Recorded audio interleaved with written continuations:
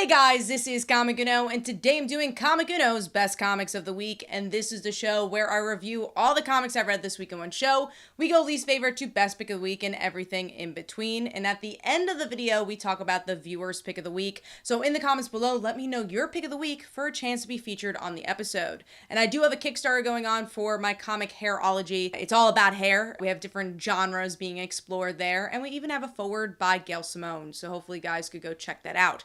This week was a monster of a week when it comes to how many books were here and also how many great books came out this week. So let's get started. I had 15 books this week, and number 15 is Lazarus Planet Omega, issue 1. I have not loved the Lazarus Planet story, especially the alpha issue. I just could not get into. There's some of the one-shots I enjoyed, some of the short stories, but overall I felt like this was a very filler event to get to this dawn of DC. I don't really know if it was needed, but there was maybe some short stories from those anthologies that continue to go somewhere, but I wouldn't say this issue, especially in such a heavy week, was necessary. And I don't love the hyper-realistic art style for this one as well. Moving on to number 14, which is the title of the video, The Amazing Experiment, issue 20. And there's some interesting language in this issue. So for, I would say, 3/4 of this issue, it's your standard let's fight the villain character. That bunny character that was a Dan Slott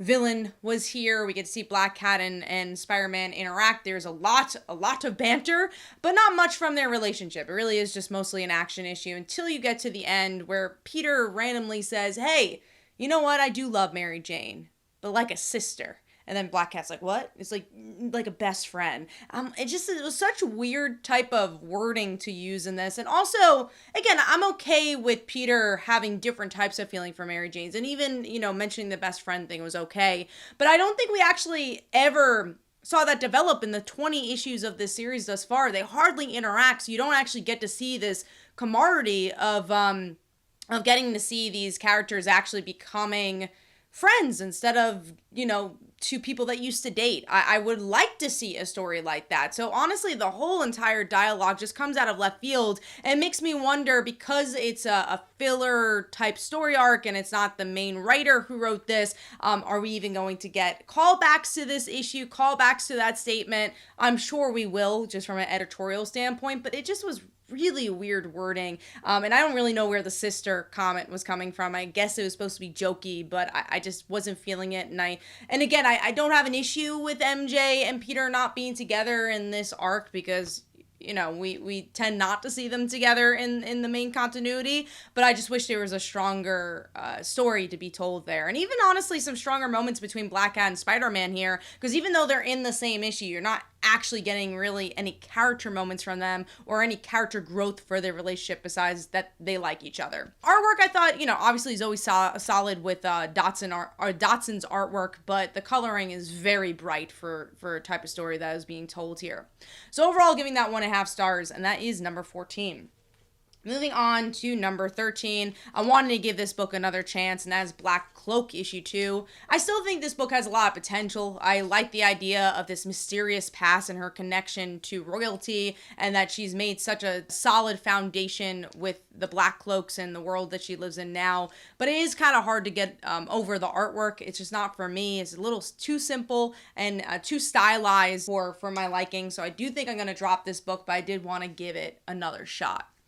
Moving on to let's see what we're up to now. We're up to number 12, and I was definitely disappointed with this one, and that is Nightwing issue 101. I was looking forward to this book because it's the Teen Titans, and I like the Titans. I enjoyed these characters. I'm like, oh, cool. The DC Universe is really introducing them to be almost the Justice League size of importance.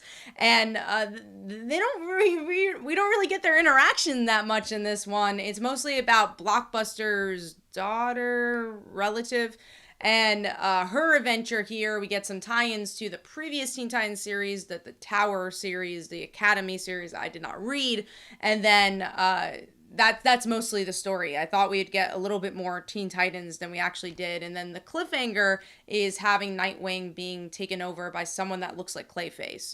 Story that we've definitely seen. It just didn't really feel original to me. It felt forgettable for something that was kind of built up to be this big arc.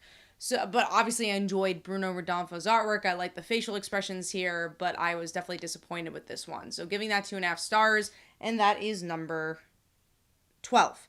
Moving on to number 11, which is Radiant Pink, issue 3. And honestly, I thought this was one of the stronger issues up until the end, because I genuinely enjoyed them being kind of more off-putting for each other, because we have our main character learn that this person that she's with is kind of a bad guy, but we learn, of course, bad guys don't have to always be so black and white, and there's definitely a grayer area to that. But I don't know if their relationship was explored enough for our main character to be like, oh, I like you now. And that's kind of where the ending happened here, where they kiss and they're like, okay, cool, I kind of forgive you for all the things you've done. And I feel like we needed maybe another issue to kind of grow there. But I like the story. I like this character, this world. So overall, giving that 3 stars. I do still think the artwork is a little bit dark for this one, but they definitely add some action. Honestly, I thought the action was the part where it kind of dips a little this issue.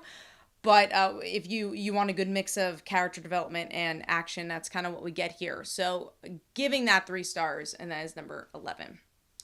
Moving on to number 10, and I think this book has improved a slight bit, and that is Thor issue 31. Felt like this one had a little bit more of a direction, and it's Jane. I love Jane. I like seeing Jane and Odin's son team up. And, we build into this kind of Doctor Doom story that's going to be happening soon. But I do still feel like we're waiting for something bigger. And I do feel like we're kind of stalling for time here. I like the art. It's very gritty. But I feel like there's been a better balance with the gritty artwork and coloring in the past for Thor. So overall, it was a better issue. I liked the character interactions, but I still don't really know what direction this overall series is going. And then we have a Black Panther backup story just to make it $4.99, which I know that's a DC thing that usually happens, but now Marvel's doing it, and I'm like, I don't need a backup story. So overall, giving that one 3 stars, and that is number 11. Moving on, that was number 10. Moving on to number 9, which is Power Rangers TMNT 2 issue 3. There's a lot of numbers there. This is a fun book. I will say the sequel series is definitely more leaning towards TMNT as someone who's really never been a TMNT fan, except for this series. I definitely like the first one a little bit more just because it's more Power Rangers related. But I think there are some really cool moments here, even if you're not a huge TMNT fan. Like seeing the Power Rangers turn into mutants and dinosaurs was super cool in this issue. And just seeing how the villains are being played out here, seeing them change sides and, who's a mole, who's not, I thought was fun as well. But again, I think TMNT fans are going to enjoy this even more than maybe the Power Ranger side of stuff. But I'm having a good time with it. Dan More's art is great, and excited to see where it ends up going. And I just love those big moments, like, again, the Power Rangers turning into mutants, I thought was pretty cool. So giving that 3.5 stars, and that is number 9.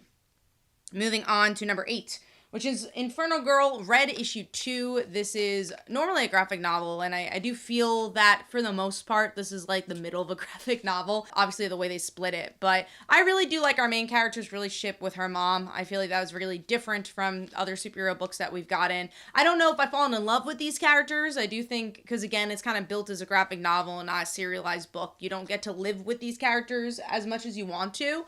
But I like the dynamic. I think the cliffhanger was interesting that the mom kind of gets stolen or hurt and is up to our hero to try to save her. I thought it was a good issue. I liked the artwork, especially for this one. And I like that we're kind of getting these single issues that normally would just be a big graphic novel. So other people get a chance to read it. Maybe more Wednesday warriors who are just into the floppies get a chance to read it. So overall, giving that one 3.5 stars. I think it's a pretty strong addition to the massive verse.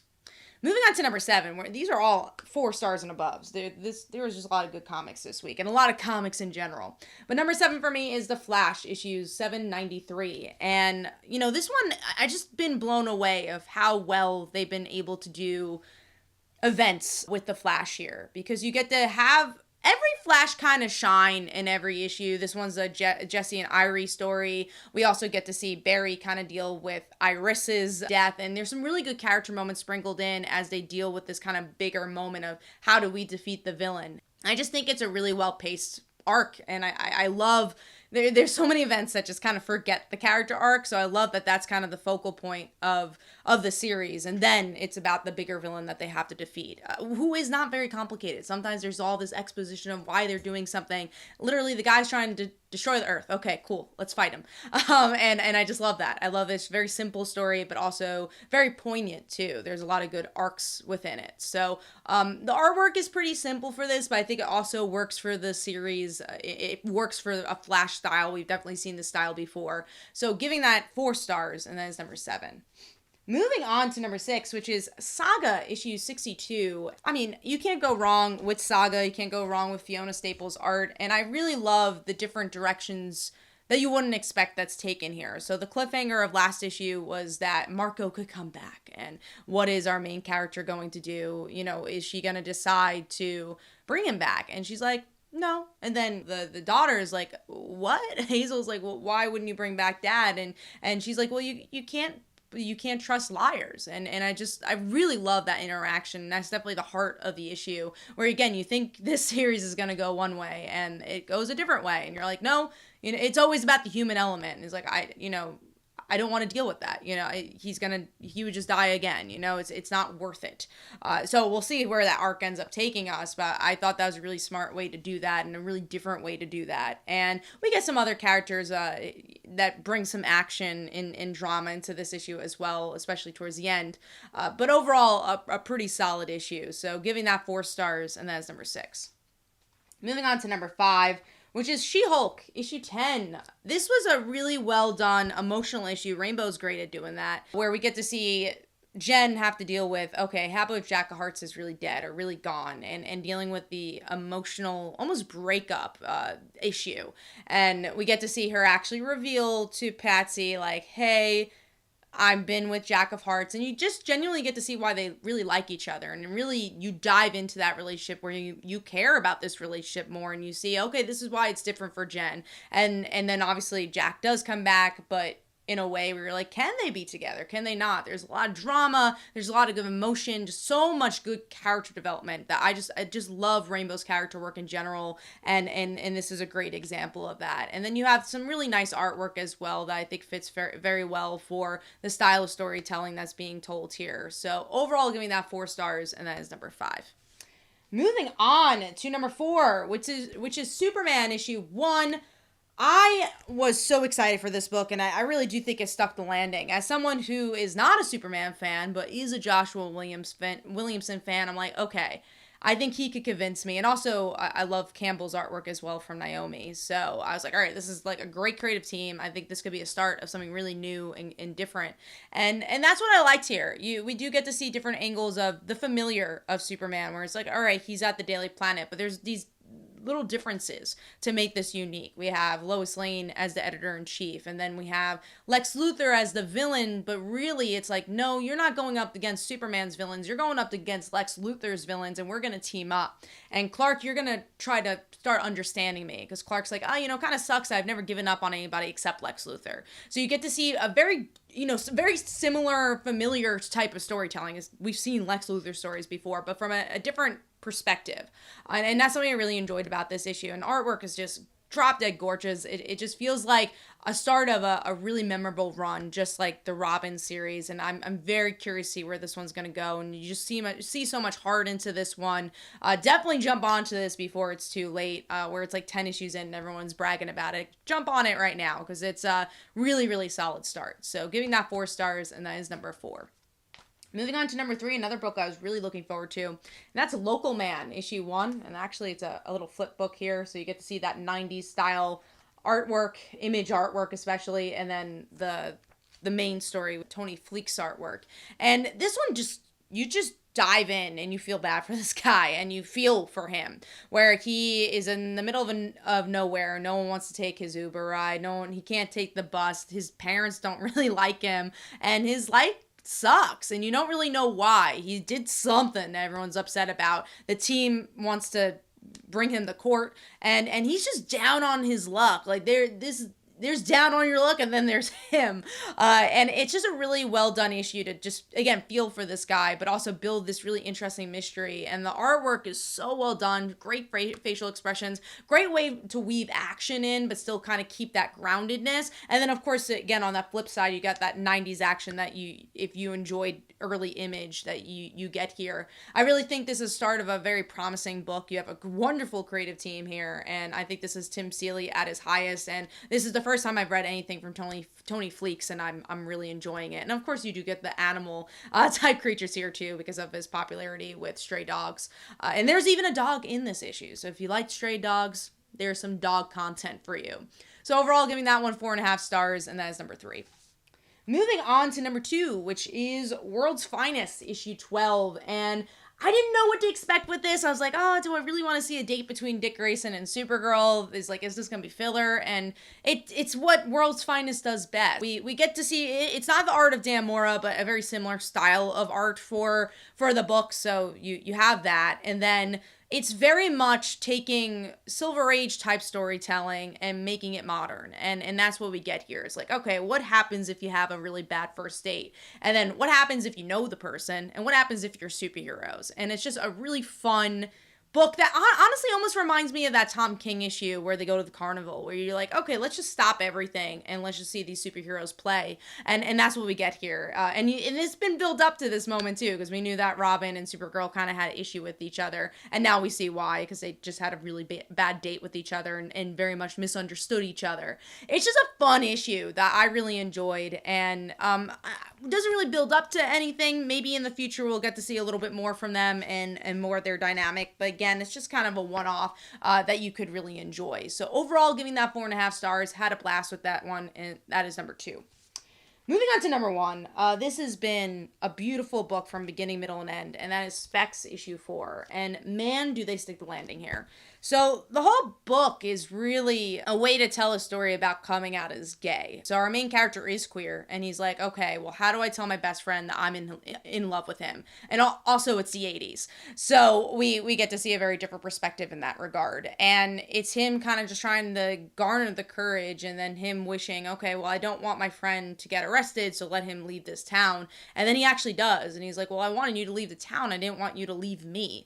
And there's just this really wonderful, poignant heart-to-heart where you could kind of tell comes from a queer perspective. And these are a type of stories that I think are so important when it comes to queer storytelling. Just the type of interaction they have with each other, it feels lived in.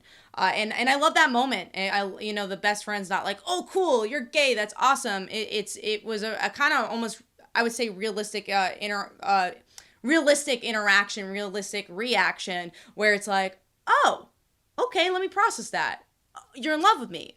Okay, let's process that. And I just really love the organicness of that conversation. And then right where it ends, where, you kind of don't know where the glasses go. We see them as adults. You don't even know if they've been best friends, but you could kind of maybe have the idea that they were best friends because the main character gives his eulogy because he ends up dying, and not because of the glasses, just because of life. And I just thought it was a really beautiful story, and it's a beautiful queer story, and uses these glasses and wishes as a tool to kind of tell a bigger narrative here, and a more personal narrative. And I really think, again, from beginning, middle, and end, this is a perfect book. The artwork is just gritty enough, just emotional enough, and it just truly works here. So overall, giving that 5 stars. Hopefully you guys enjoyed. This is Comic Uno. Let me know in the comments below what was your pick of the week. And last week's pick of the week was Batgirls, and here are some comments about that. Hopefully you guys enjoyed. This is Comic Uno, and I will see you guys in the next one. Bye.